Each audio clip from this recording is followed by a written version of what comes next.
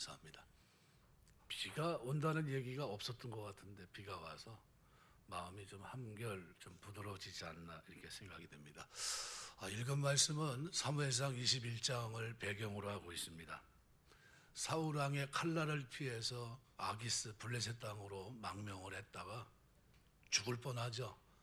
아주 결정적인 실착이 돼서 어려움을 당합니다. 그래서 사무엘상 21장 10절부터 22장 2절의 기록을 보면 그때 상황을 설명해 줍니다. 굉장한 어려움을 그가 겪게 되죠. 모든 인생에 우리가 하나님을 의지하고 사는 데 있어서 다윗이 이때 경험한 것이 뭐냐 하면 하나님은 건져주시는 분이구나. 그 하나님을 그가 알게 돼요. 하나님 앞에 그가 취한 태도는 뭐죠? 이게 끝나도 내가 잘못했구나. 오지 말아야 되는데. 그런데 방법이 없어요. 그때 하나님 앞에 하나님 번뜩이는 지혜를 줍니다. 기도했더니 부르짖었더니 하나님께서 은혜를 주세요.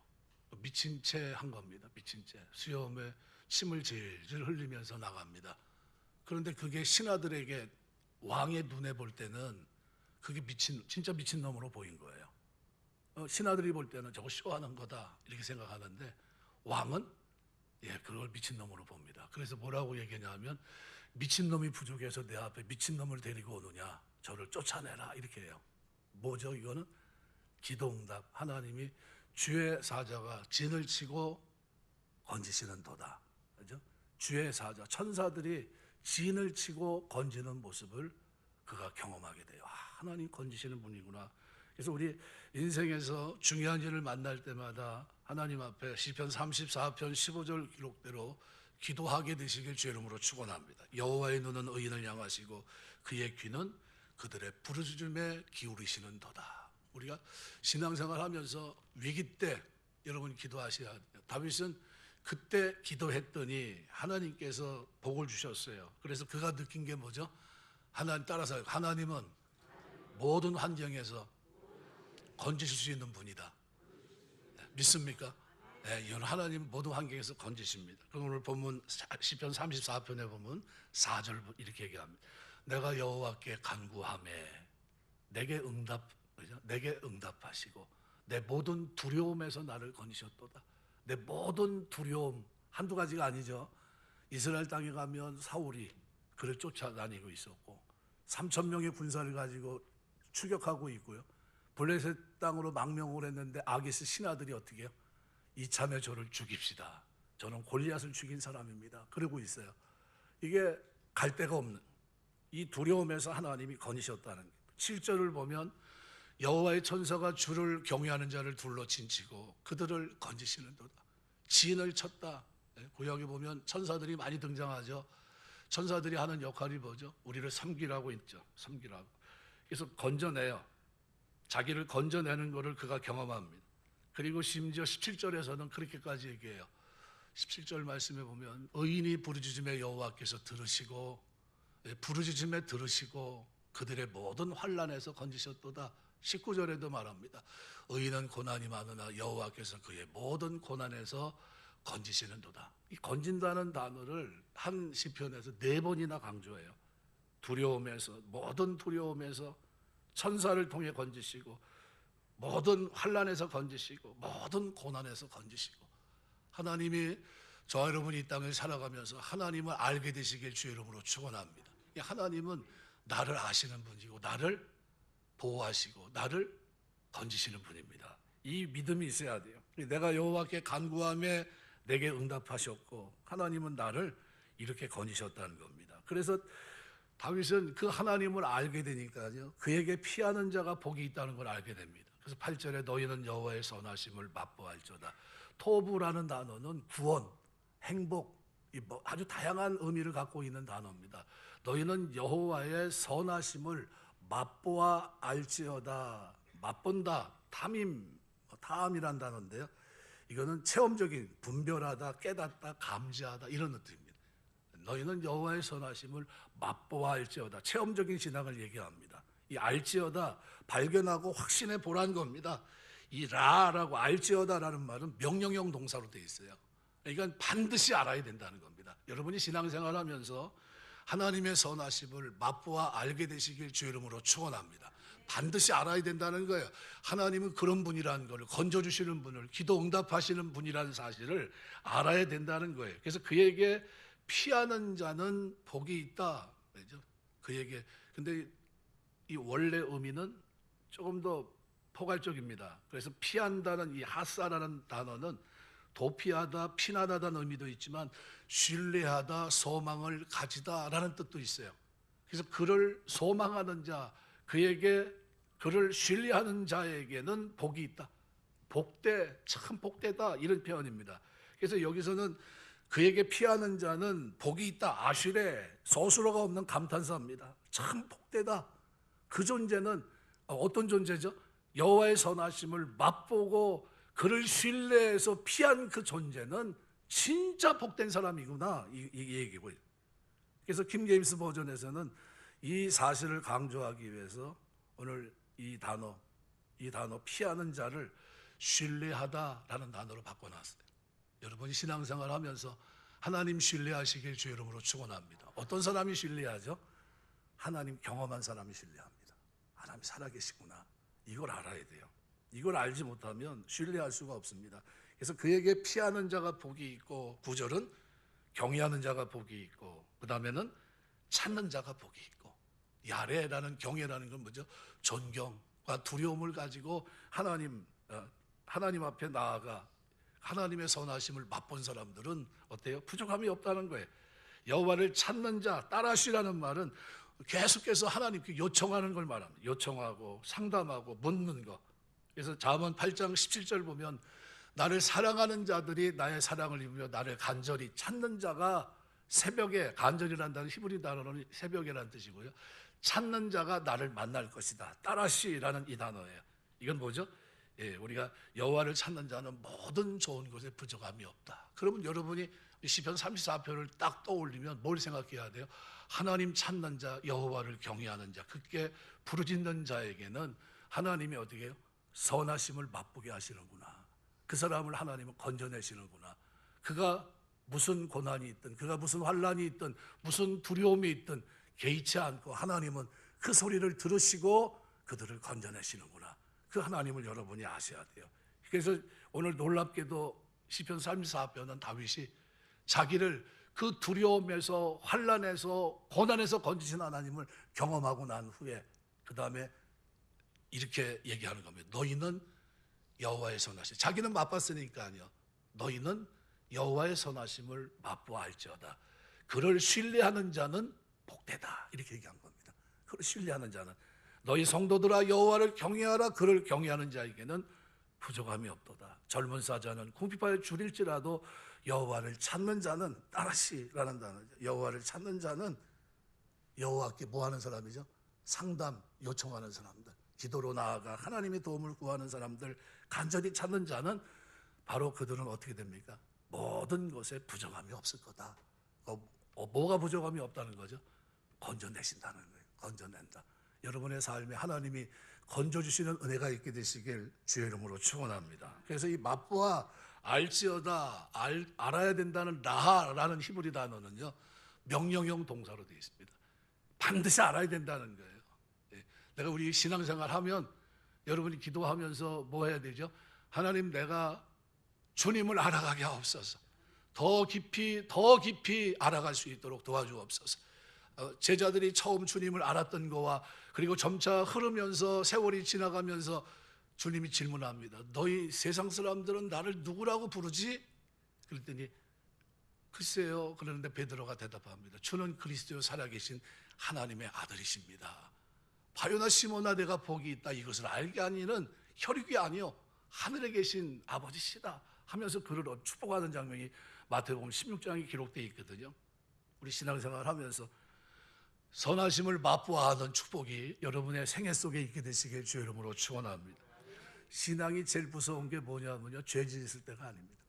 죄를 지면 회개할 기회가 있지만요, 타성에 젖으면 그걸 죄인지 모릅니다. 구약의 엘리 제사장은 어때요? 신앙생활이 루즈합니다. 그죠? 하나님이 계신지 안 계신지, 하나님의 음성 들은 지 오래됩니다. 아들들은 하나님의 음성을 듣지 못했고요. 그래서 성경은 뭐라고 표현합니까? 엘리의 아들들은 하나님을 알지 못하더라. 뭘 알지 못한다는 겁니다. 하나님과의 경험이 없다는 거예요. 만나지 못했다. 그분의 도움, 건지심을 경험하지 못한다. 그분 앞에 회개하지 못했고 그 삶을 바르게 잡지 못했습니다. 타성에 빠지면요, 반복하고 예배는 드린 것 같은데 생명력이 없어요. 기계적인 반복에 불과합니다. 처음에는 감동이 있고 흥분된 일을 할지라도 세월이 지나면서 경이로움이 사라지고 타성에 젖을 가능성은 누구에게나 열려 있습니다. 하루아침에 타성이 오는 게 아닙니다. 세월과 함께 서서히 잦아듭니다. 그러다가 위험해져요. 예배도 하나 둘 빠져보기 시작합니다. 새벽기도 했던 분은 새벽기도 한번 빠지니까 잠이 잘 와요. 예, 괜찮거든요. 아, 이거 건강하기 좋다고 그러고 또 요즘 보니까 뭐 8시간 수면을 해야 된다고 그러니까 아유, 이건 뭐 내가 새벽기도 가서 건강하겠어 해서 8시간 수면 계산해 보니까 어때요? 저녁 한 11시쯤 자니까 8시면 아침 7시까지는 내가 자야 되는구나. 근데 그 시간에 걸려 있어요. 어떤 분이 교회 와서 그러더라고요. 아, 교회 참 약간 아쉽대. 뭐가 아쉬워요? 그랬더니 다른 교회는 5시 반, 6시에 예배 드리는데 여기는 왜 5시에 드리냐는 거예요. 5시 반에 드리면 참 좋을 것 같다고 그래요. 우리는 5시입니다. 안 지나서나. 그때서부터 지금까지 5시예요. 젊었을 때부터 5시에 드렸고요. 죽을 때까지는 5시 예배 드릴 겁니다. 어디 가서 찾아서 예배 드려도 5시 예배 드리는 데서 갈 거예요. 왜? 자꾸 늦어야죠. 시간을 뒤로 쭉쭉 빼버리면요, 사람이 희미해집니다. 세월이 지나면 흥분도 사라지고 경이로움도 사라지고 타성에 젖어요. 기독교 정신과 의사 가운데 스캇 팩이라는 분이 있는데 그분이 그런 얘기를 합니다. 신앙의 타락보다 더 위험한 것이 있는데 그것은 바로 타성에 젖는 것이다 그랬어요. 타성. 나도 모르게 그냥 이렇게 아이 뭐 다 그런데 뭐 나만 그래 저 사람도 그런데 뭐 아이 뭐 다 똑같아 이런 겁니다.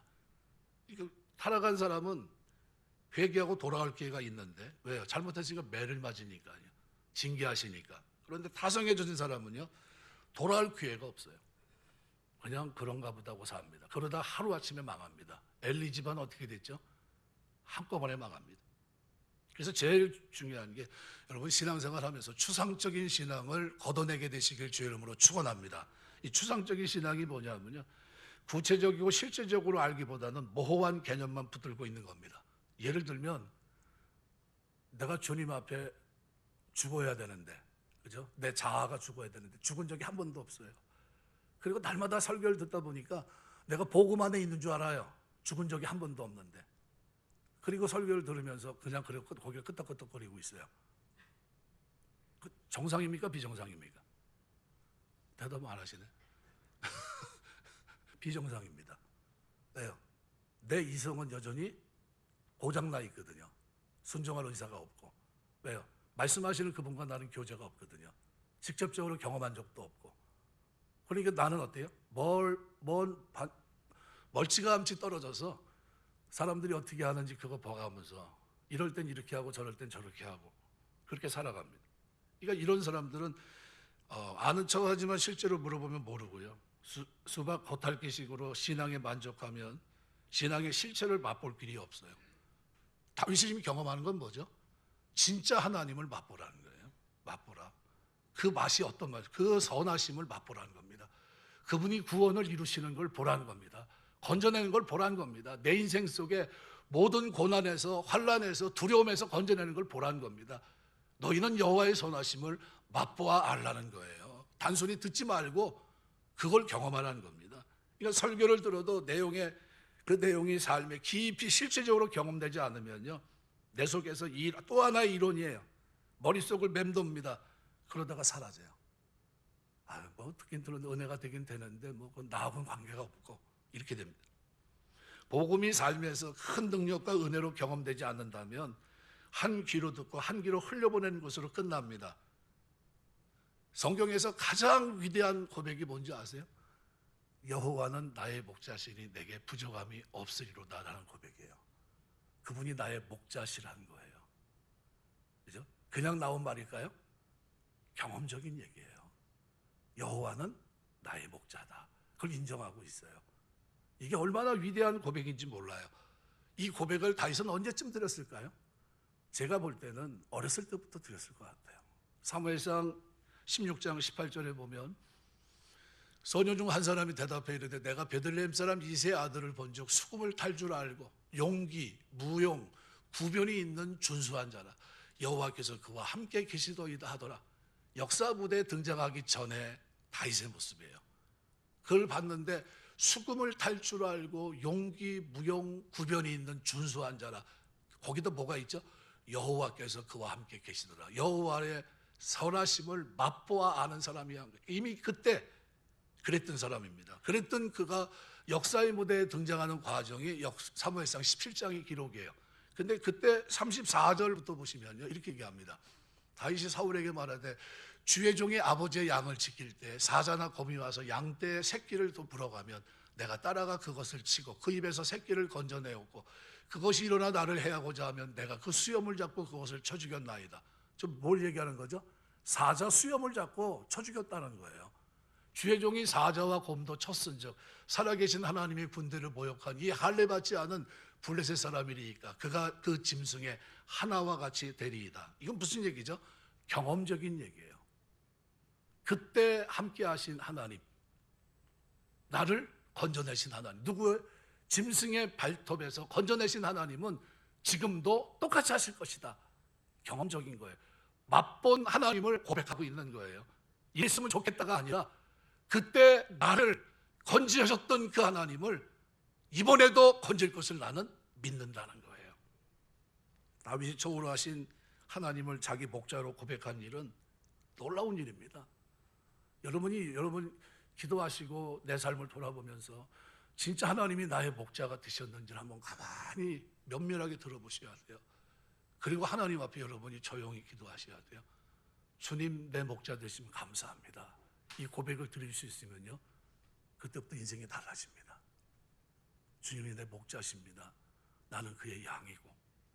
이걸 고백하면서 시편 23편을 여러분이 기도 유창하게 할 필요 없습니다. 조용히 묵상해 보세요. 여호와는 나의 목자시니 내가 부족함이 없으리로다. 그가 나를 푸른 초장으로 쉴만한 곳으로 인도하시는도다. 내 영혼을 소생시키시고 자기 이름을 위하여 의의 길로 인도하시는도다. 내가 사망의 음침한 골짜기로 다닐지라도 해를 두려워하지 않을 것은 주께서 나와 함께 하심이라. 주의 지팡이와 막대기가 나를 안위하시나이다. 주께서 내 원수의 목전에서 내게 상을 베푸시고 기름을 바르셨으니 내 잔이 넘치나이다. 나의 평생의 선하심과 인자하심이 정녕 나를 따르리니 내가 여호와의 집에 영원히 거하리로다. 이 말씀을 붙잡고요, 조용히 묵상하면서 기도해 보세요. 그분이 진짜 지팡이와 막대기로 나를 인도하시는 경험이 내 삶에 있는가? 그 하나님을 나는 지금 맛보고 있는가? 사망의 음침한 골짜기를 다닐지라도 그분이 나와 동행하고 있는 엄청난 사실을 경험하고 있는가? 이번에 이제 뭐 진단을 받아서 뭐 이렇게 떼어내고 수술 끝나고 이렇게 딱 나왔는데요. 그때 처음에 가졌던 마음이 어떤 마음이냐면 조기 발견하게 하신 하나님 책임, 수술도 잘 끝나게 할 줄 믿습니다. 그게 처음 제가 가졌던 일관된 마음이에요. 이 마음을 수술 바로 전날 저녁에 누가 와서 이렇게 얘기를 하더라고요. 제가 목사인 줄 아는데 그분이 와서 그러더라고요. 목사님, 수술 이쪽이 이제 암이 이렇게 됐는데 0점 뭐 얼마인지 이제 열어보면 알 것 같고요. 이쪽은 이것 때문에 이걸 다 제거해야 될 것 같습니다. 아마 성대도 그래서 이쪽에 날아갈 것 같고요. 이게 혹시 이쪽으로 넘어갔으면 이쪽도 다 제거됩니다. 4개가 다 날아가는 거예요. 그날 저녁은 암담하더라고요. 뭐 때문에 내가 설교할 사람인데 이게 이렇게 되면 어떻게 되지? 당장에 이번 주도 당장 나가야 되는데 무슨 소리야? 이제 그랬는데 그 다음 날 이제 수술 이제 받기 전에 누워서 무슨 생각을 했냐면 조기 발견하게 해서 하나님 이걸 알게 하고 수술 때 올리게 하신 하나님은 목적을 선한 뜻대로 이루실 줄 믿습니다. 간단하게 하나님께 기도했어요. 그리고 수술 들어가고 끝났는데요, 결과가 죽을 뻔했습니다. 얼마나 피가 많이 흘렀는지 의사가 3번째 케이스가 될 뻔했다고 얘기하셨는데, 그리고 난 후에 나중에 결과를 딱 보니까요, 기가 막힌 결과예요. 성대 아무것도 건들질 않았고요, 다 살아있고 그거만 딱 떼어낸 거예요. 그리고 뭐냐면 항암 필요 없고 방사선 필요 없고 약 먹을 필요 없을 것 같습니다. 한 달만 한번 지켜보시죠. 이게 지금 그 상황이에요. 뭐 놓고 기도했다고요?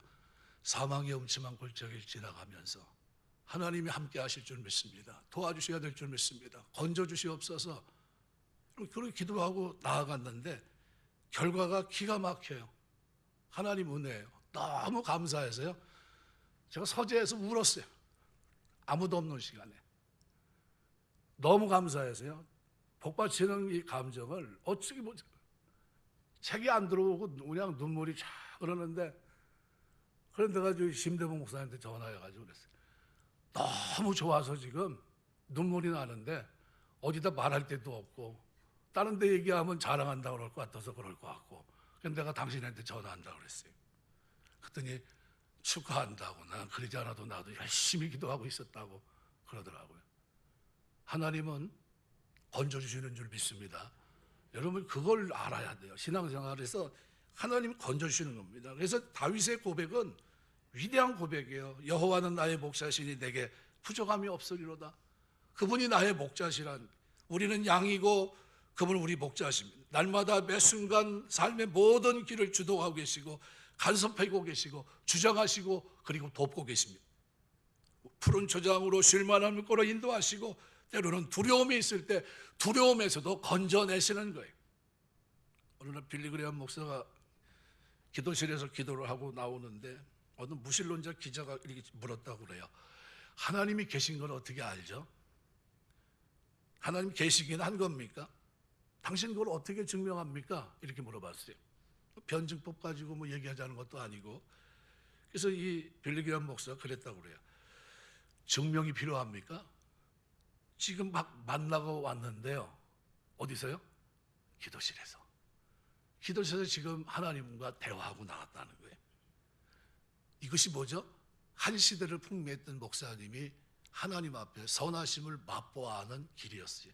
여러분의 기도 생활은 골방이 됐든 새벽 제단을 쌓았든 예배 때문에 나와 기도할 때든 하나님 그 시간이 여러분이 하나님과 교제하는 시간인 줄 믿습니다. 사무엘상 2장 12절에 엘리의 아들들은 불량자예요.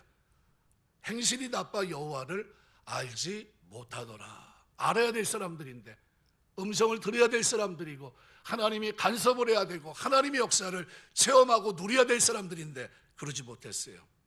우리 신앙생활을 하면서 이 추상적인 신앙을 걷어내야 됩니다. 제임스 팩버가 하나님 아는 지식에 대해서 책을 썼습니다. 굉장히 오래된 거죠. 그래서 제가 이거를 좀 설명을 할까 해가지고 이렇게 몇 장 이렇게 돼 있는데요, 3장으로 돼 있습니다. 이 아주 제임스 팩버의 대표적인 작인데요. 근데 뭐 간단하게 얘기하면요, 하나님에 대해서 아는 것과 하나님 아는 것을 구분하고 있어요. 무슨 얘기죠?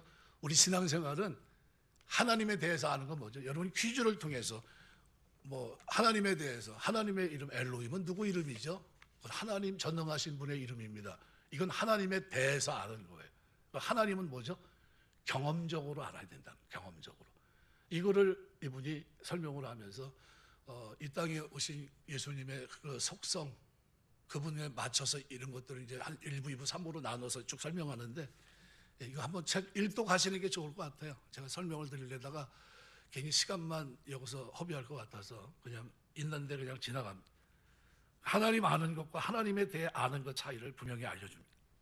여러분, 그래서 신앙생활 하면서 최고의 여행은 뭐냐면요, 하나님을 알아가는 순례가 돼야 됩니다. 여러분이 필그림으로 나그네처럼 세상을, 천성을 향해 나아갈 때 여러분이 늘 기도해야 될 제목이 있습니다. 그것이 뭐냐면 하나님을 더 깊이 알게 하옵소서. 한번 따라서 하시겠습니다. 하나님을 더 깊이 알게 하옵소서. 여러분의 신앙생활이 하나님을 더 깊이 아는 신앙생활 되시길 주의 이름으로 축원합니다. 이 알아가는 경험을 통해서 내 삶에 변화가 옵니다. 변화가 되지 않는 건 뭐죠? 나에게 진짜 능력이 되지 않으면 모든 것은 헛수고입니다. 세월이 흐르면서 하나님에 대해 시큰둥해지고 신앙생활이 무덤덤해집니다. 이유가 뭡니까? 그분을 알아가고자 하는 열망이 식어졌기 때문이에요. 그분이 누구인지, 그분이 어떤 분인지 다윗이 경험한 그 하나님은 어떤 분이죠? 두려움에서 건지시고 모든 고난에서 건지시고 환난에서 건지시는 분이에요. 그걸 그는 경험했던 겁니다. 그래서 너희는 여호와의 선하심을 맛보아라는 겁니다. 내가 맛보고 있는 그 하나님은 어떤 분이에요? 기도할 때, 부르짖을 때 환경을 초월해서 건져내시는 분이라는 게, 천사를 통해서라도 드러내신다는 거예요. 이거를 그가 경험하는 거예요. 경외하는 자를 하나님 가만두지 않는다는 겁니다. 그를 찾는 자들을 하나님 반드시 어떻게 해요? 그들을 건져내신다는 거예요. 이거를 그가 경험했던 겁니다. 신앙생활 자체는 점점 더 하나님을 깊이 알아가는 과정으로 정의할 수 있습니다. 이것을 신약시대에 가장 잘한 사람이 사도 바울이에요. 빌립보서 3장 8절을 보면 모든 것을 해로 여기면 내 주 그리스도 예수를 아는 지식이 가장 고상하기 때문이라 내가 그를 위해 모든 것을 잃어버리고 배설물로 여기면 그리스도를 얻고 모든 것을 해로 여기면 내 주 그리스도 예수를 아는 지식이 가장 고상하다. 어떤 지식이죠? 죽은 지식이 아니라 산 지식이에요. 살아계신 하나님과의 만남이에요. 그분이 나를 인도하고 있고 함께하고 있다는 겁니다. 유라굴라 광풍에서 그저 사도행전 27장을 보시면 그저 다 죽는다고 얘기했을 때 그가 하나님 앞에 기도합니다. 하나님 뭐라고 얘기하죠? 내가 네 배에 있는 생명을 다 너에게 줬다. 그죠? 형제들이여 걱정하지 마십시오. 여러분, 하나님이 오늘 당신들의 생명을 내게 맡겼습니다. 우리가 가고대 한 곳에 정착할 겁니다. 그리고 그들에게 안심을 시켜요. 두려움에서 건져내십니다. 어떤 사람인데 그 두려움을 이길 수 있게 하셨죠? 모두가 두려워서 배 안에 있는 물건을 다 집어던지고 다 죽게 되었구나 하는 그때 위로의 말을 던질 수 있었던 사람은 누구죠? 하나님을 안 사도 바울이었어요. 바울. 그는 그 속에서 그들을 안심시킵니다. 언제나 나를 건져내신 하나님, 그 하나님을 그는 경험했던 거죠. 바울은 그리스도를 아는 지식, 경험으로 아는 생생한 지식으로 하나님을 알았습니다. 너무나도 고상하고 이것이 지혜롭기 때문에 그동안 자신이 쌓아오고 지식으로 붙잡았던 모든 것을 해로 여긴다고 그랬어요. 하나님 아는 이 지식만큼, 그분을 경험하는 이것만큼 귀한 것은 아무것도 없다는 거예요. 하나님 아는 지식으로 충분하고 만족한다는 고백을 한 바울의 영적 세계는 우리의 부러움의 대상이에요. 여러분, 우리가 이렇게 여러분이 나아갈 수 있게 되시길 주 이름으로 축원합니다. 이스라엘 백성은 광야를 지나는 동안 하나님의 놀라운 역사를 체험합니다. 그런데 그들은 그 속에서 하나님을 알지 못해요. 하나님이 누구신지 알아가는 데는 실패합니다. 왜요? 하나님이 누군지를 모르니까 그 사이에 우상 숭배에 빠집니다. 바다를 가르고 만나 메추라기를 먹고 구름 기둥 불 기둥으로 인도하시는 하나님을 그들은 날마다 봤어요. 체험했습니다. 누리고 있었어요. 그런데 그 속에서 하나님이 누구신지를 몰라요. 경배의 대상이신 하나님을 이해를 못합니다. 모세가 시내산에 머물렀던 40일 동안 금송아지 우상을 만들었고요. 그리고 그 앞에서 뛰어넘습니다. 누굴 몰랐던 거죠? 그들을 구원해내신 여호와 하나님, 약속을 성취하시는 여호와 그 하나님 스스로 계신 자를 그들은 몰랐던 거예요. 우리가 배워야 될 것이 뭐냐 하면요, 신앙의 핵심은 기적 그 자체에 초점을 둬서는 안 되고요, 기적을 행하시는 하나님에게 관심을 가져야 됩니다. 이런 모습은 신약인 우리 시대에도 있었습니다. 예수님 당시 전전전 벳세다 들판에서 오병이어로 5천 명을 먹였던 12광주를 남겼던 그 사건, 이 기적을 맛본 군중들 어떻습니까?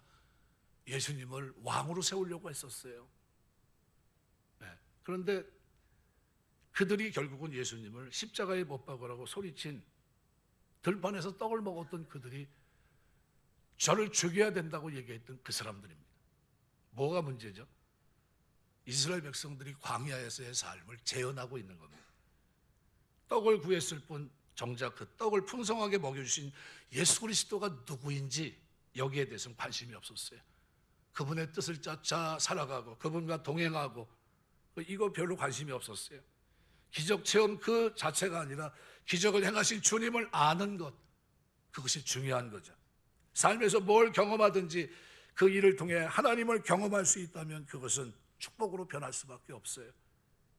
암이 낫는 것보다도 더 중요한 것은 그 암을 통해 하나님이 어떤 분인지를 알게 됩니다. 하나님 어떤 분이죠? 건져내시는 분, 능히 알게 하시고 발견하게 하시고 그리고 그 능력으로 모든 것들을 이루시는 분이. 성도에게 일어난 모든 일은 단순한 사건이 아닙니다. 영적인 눈을 뜨고 보면 그 일을 통해 하나님이 말씀하고자 하는 뜻이 있고 그 일을 통해 하나님이 드러내시고자 하는 계획이 있었던 겁니다. 우리는 사건과 문제 앞에서 원망과 불평을 늘어놓는 삶이 아니라 하나님을 더 알아가는 소원으로 가득 찬 신앙으로 성장해야 돼요. 하나님이 이 사건이 나에게 있지만, 이 고난과 환난이 내 눈앞에 있지만 하나님이 여기서 내가 하나님을 알아가기를 원합니다. 하나님의 도움, 건져내심을 내가 경험해내기를 원합니다. 그리고 기도하셔야 돼요. 이 일을 통해 하나님이 어떤 분인지를 알기를 원합니다. 하나님을 더 배우기를 원합니다. 마치 천어림과 같은 미지의 세계. 우리 한국 곳곳에 둘레길이 참 많이 형성이 돼서요. 요즘은 둘레길 가면 여기는 얼마나 몇 킬로짜리예요? 이렇게 물어봐요. 1km, 2km는 아무것도 아니더라고요. 4km, 어떤 데는 왕복하는 그 길이 그냥 밑에 그냥 다 물속에 위에 떠서 거리는 이런 데도 있고 막 그렇더라고요. 갈 데가 참 많습니다. 그걸 통해 한번 보고 나면 어때요? 또 가고 싶습니다. 야, 이런 데가 있구나. 경관도 빼어나고 그 주변에 또 거기에 어울리는 또 먹거리도 있고 그러면 어때요? 또 가고 싶어요. 우리가 어떤 사건을 통해서 하나님의 음성을 듣기를 원합니다. 삶의 모든 순간에서 이렇게 기도한다면 하나님 반드시 오늘 우리에게 드러내실 줄 믿습니다. 근데 이것이 뭐가 쌓여야 되냐면요, 신뢰, 하나님에 대한 신뢰가 쌓여야 말씀대로 살 생각이 있고요, 그래야 기도할 능력이 있습니다. 사람이 자주 만나면 만날수록 친해지고 식사하고 목욕도 한번 하고 그러면 우정이 쌓입니다. 네, 굉장히 좋거든요. 남자들 같은 경우는 그래요. 그러니까 하나님을 만나면 만날수록 하나님과 더 친해질 수 있습니다. 뭐가 깊어지죠? 신뢰가 깊어져요. 우리가 하나님 말씀에 대한 순종이 어렵게 여겨지는데 뭐 때문에 그러냐면요, 신뢰가 없는 겁니다. 신뢰. 하나님에 대한 신뢰가 부족합니다. 신뢰하는 만큼 순종할 수 있고요, 순종하는 만큼 하나님과 깊은 사귐이 있습니다. 그런데 염려가 많을 때는 그로부터 벗어나기 위해 몸부림치면서 하나님 염려로부터 벗어나게 해주세요 라고 애원합니다. 그러나 이런 기도보다 더 중요한 것은 하나님이 이 회를 통해서 하나님을 더욱 알아가기를 원합니다 라는 고백입니다. 왜 그렇습니까? 나의 모든 염려는 하나님을 제대로 알지 못한 탓에 일어났기 때문입니다. 염려 그 자체가 문제가 아닙니다. 내 안에 근심이 일어나고 어떤 사건과 문제 때문에 정신을 차리지 못하는 까닭은 내가 지금 맛보는, 내가 경험하고 있는 하나님이 어떤 분인지 모르기 때문이에요. 그분을 몰라요. 경험한 적이 없기 때문에. 하나님을 알면 마음이 느긋해집니다. 마음에 평화가 있어요. 하나님이 얼마나 신실하시고 얼마나 나를 사랑하시고 얼마나 내 삶에 관여하고 계시고 나를 지키시며 인도하시고 도우시는 분인 줄 알면 뭐가 사라진다고요? 마음의 걱정이 사라집니다. 하나님 이번에도 이렇게 도우실 거다, 건져주실 거다라는 겁니다. 이런 일이 일어나도 당황하지 않게 되고 염려로부터 평안을 누릴 수 있습니다. 하나님을 모르면 염려로부터 자유를 얻을 수 없어요.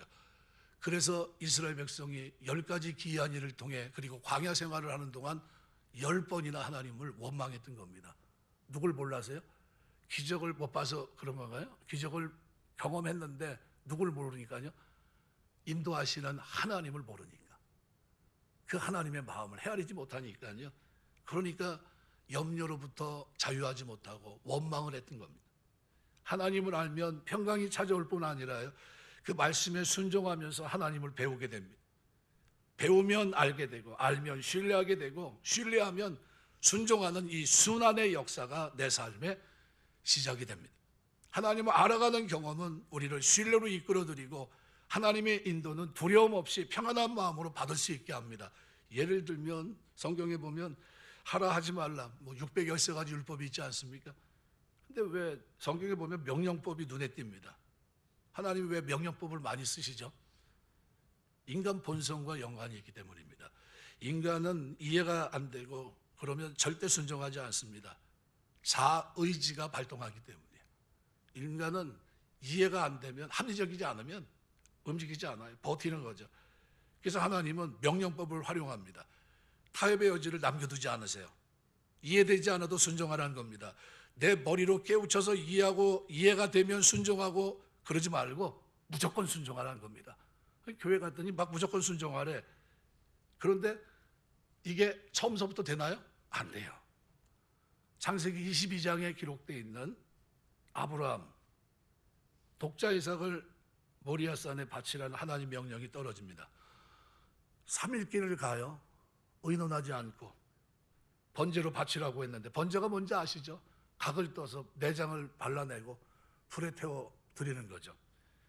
성경에는 우리가 이해를 넘어서 명령이 수도 없이 많습니다. 인간의 이성, 경험, 이 높은 담을 넘어야 되는데 이 이성의 담을 뛰어넘는 것이 십자가를 통과하는 경험과도 같아요. 그런데 이성을 잘 내려놓지 않아요. 나의 생각이 죽어지는 경험은 이것은 반드시 통과해야 됩니다. 그런데 이것을 통과하지 못하면 순종이 안 돼요. 하나님께 아브라함이 순종합니다. 어떤 일이 일어났습니까? 여호와 일의 축복이 일어나요. 근데 그 과정에서 아브라함 독자 이삭을 어떻게 바칠 수 있었을까? 아들을 너무 사랑했는데 그 아들을 얼마나 몇 번이나 하나님이 예고했습니까? 널 바다의 모래와 같이 하늘의 별과 같이 내 자손을 많게 할 거다. 그게 애지중지에서 이제 100세 얻은 아들 아닙니까? 근데 아브라함이 하나님이 어떤 분인지 이미 상당하게 경험을 해요. 하나님 이런 분이구나. 그리고 하나님에 대한 신뢰를 그가 하나하나 쌓기 시작합니다. 부활하신 하나님, 죽은 자도 살리신 하나님, 지금은 이해할 수 없지만 내 순종 너머에 일하고 계신 하나님을 그가 하나하나 알고 이제 확신에 이르게 됩니다. 그런데 이때 바칠 때 아브라함은 하나님을 향해서 한치의 오차도 없이 하나님은 선을 이루시는 분이라는 걸 알았습니다. 그래서 창세기 22장 8절을 보면, 그 앞에 7절을 보면 이제 이삭이 그런 얘기해요. 아니 아버지 다른 건 다 이해가 되는데 번제할 나무와 불은 이제 됐는데 번제할 어린 양은 어디 있죠? 그랬더니 아브라함이 대뜸 이렇게 얘기합니다. 내 아들아, 번제할 어린 양은 하나님이 자기를 위해 친히 준비하시리라, 이렇게 얘기해요. 여러분, 하나님은 이삭을 번제라고 드리라고 했는데 아브라함이 자기가 신뢰하고 있는 하나님은 어떤 하나님이에요? 너를 잡을 게 아니라 하나님이 자기를 위해 친히 준비하시리라 했습니다. 됐습니까? 안 됐습니까? 그대로 됐어요. 뭐죠?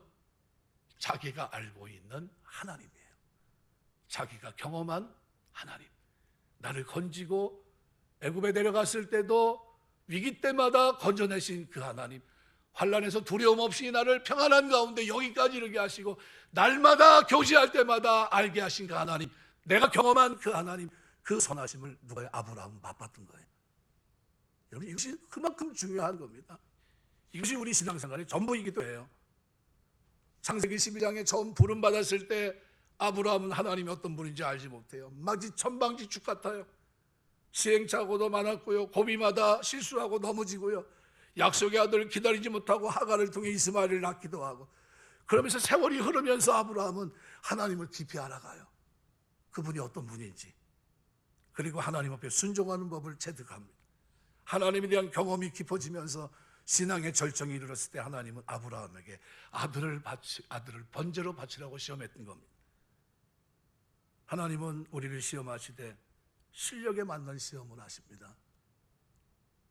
오늘 우리에게 어떤 일이 일어날 수 있습니까? 납득할 수 없고 잔인하고 마음에 심한 갈등을 일으키는 명령이 떨어질 수 있습니다. 그때 아브라함에게 임하신 하나님의 선하신 뜻과 약속을 붙들 수 있어야 됩니다. 왜요? 내가 경험한 하나님은 절대 이런 분일 거다라는 거예요. 인생 여정 속에서 가장 큰 즐거움은 하나님을 알아가는 거예요. 이것이 여러분의 신앙의 즐거움이 되시길 주의 이름으로 축원합니다. 이거를 경험하지 않으면요, 신앙생활이 그죠? 추상적입니다. 오늘 또 와서 예배 드려야 되는 거야. 일주일에 왜 이렇게 빨리 와? 요즘은 또 갔더니 또 목사가 미쳐가지고 저녁 때까지 예배 드리라고 그러더라. 왜 그래? 이럽니다. 자기들이 혼자 속에서 하는 거죠. 그냥 한 번만 예배 드리면 됐지, 이게 얼마나 힘든지 아니. 자기는 목사니까 그러지 우리가 얼마나 피곤하게 사는지 모를 거야, 이렇게 얘기합니다. 그러면서 자기의 삶을 합리화시켜요. 예배가 즐거움이 되지 못해요. 뭐 때문이죠? 하나님 알아가는 즐거움이 사라져서 그래요. 그 하나님 내 기도를 들어주고 계시고 내가 겪고 있는 두려움, 고난, 환난에서 건져내시는 분인데 그분과의 교제를 소홀히 여깁니다. 가볍게 여기지 않게 되시길 주 이름으로 축원합니다. 그래서 그분을 알게 되면요, 그런 말씀 앞에 순종하게 됩니다. 하나님은 순종하는 자에게 계시하세요. 순종하지 않으면 계시할 수도 없고요, 순종하는 사람에게만 하나님은 그 모습을 드러내십니다.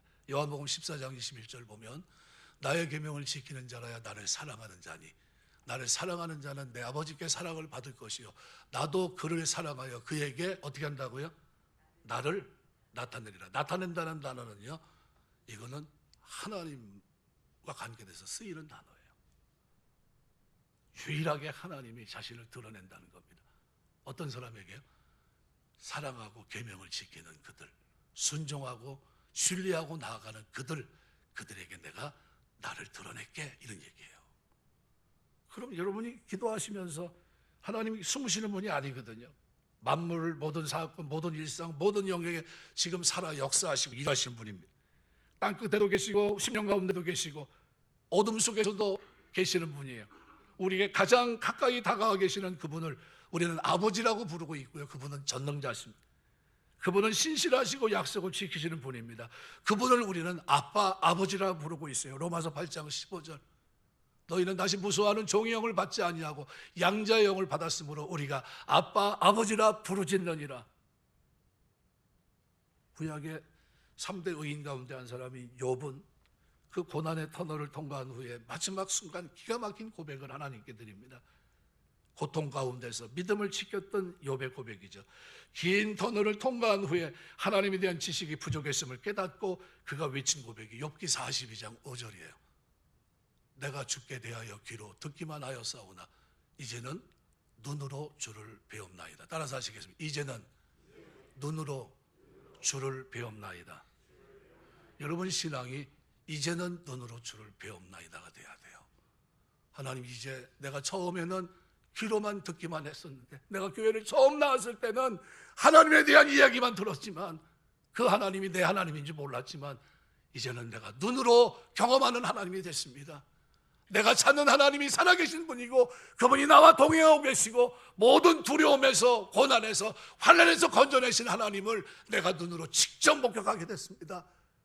이것이 욥의 고백이에요. 말씀을 맺겠습니다. 고난 속에서 온몸으로 하나님을 겪었던 욥입니다. 피할 수 없이 다가오는 하나님을 존재 깊숙이 체험했던 거예요. 우리는 이런 고백을 드릴 수 있어야 돼요. 하나님 아는 지식이, 내가 알고 있는 지식이 하나님 앞에 예배자로, 기도자로 나가지 못하고 그 하나님과 바른 관계 속에서 알아가는 이것이 아니라면 그 지식은 죽은 지식입니다. 그 지식이 나로 하여금 하나님 앞에 나아가게 하셔야 돼요. 그 하나님 앞에 나아가 감히 8절의 고백을 드릴 수 있어야 됩니다. 너희는 여호와의 선하심을 맛보알지어다. 그에게 피하는 자는 복이 있도다. 그를 신뢰하는 자는 복이 있다. 참 복되다, 이렇게 얘기해요. 아쉐레. 우리가 이 땅에서 가장 복된 것이 뭐냐면요, 선하심을 맛보아하는 겁니다. 그를 신뢰하는 거예요. 이것이 복이라고 말합니다. 너희 성도들아 여호와를 경외하라. 그를 경외하는 자에게는 부족함이 없도다. 젊은 사자는 궁파에 줄일지라도 여호와를 찾는 자는 모든 것에 부족함이 없으리로다. 여러분이 신앙생활 하면서 하나님을 알아가게 되시길 주의 이름으로 축원합니다. 하나님 더 알아가게 하옵소서. 처녀님과 같은 하나님의 놀라운 그 사랑과 은혜와 도우심, 그 지키심, 보호하심, 말로 표현할 수 없는 하나님의 섭리를 하나님 내가 더 깊이 알아갈 수 있는 내 인생이 되게 하옵소서. 다니엘이 일평생 어려서부터 81세가 되고 역사의 무대에서 자기 할 일은 이미 끝나서 그죠? 이제는 제아의 세력과 같이 묻혀 있는데 그를 다시 불렀을 때 그 모습은 어떤 모습이죠? 여전히 똑같은 거룩한 모습이에요. 하나님의 영이 충만한 모습이고요, 하나님을 아는 자의 모습이었어요. 이것이 다니엘의 현주소였습니다. 또 우리 똑같습니다. 우리 신앙생활에 연수가 길어지면 길어질수록 여러분이 꼭 기억하셔야 돼요. 하나님, 내가 하나님을 알게 하시고 내가 하나님을 알았기 때문에 이것이 나에게 힘이 되고 이것이 나를 아는 사람들 통해서 구원의 놀라운 통로가 될 수 있도록 도와주시옵소서. 그래서 전도할 생각하지 마시고요, 기도하세요. 하나님, 내가 하나님을 아는 자가 되게 없어서 하나님의 경험을 할 수 있도록 나를 붙들어 주시고 내 삶이 변화되게 없어서 이거 놓고 기도하세요. 그리고 그런 축복이 우리 주의 전을 출입하는 저와 여러분의 삶 속에 건지시는 하나님을 경험하는 축복으로 은혜로 임하게 되시길 주의 이름으로 축원합니다. 기도하겠습니다.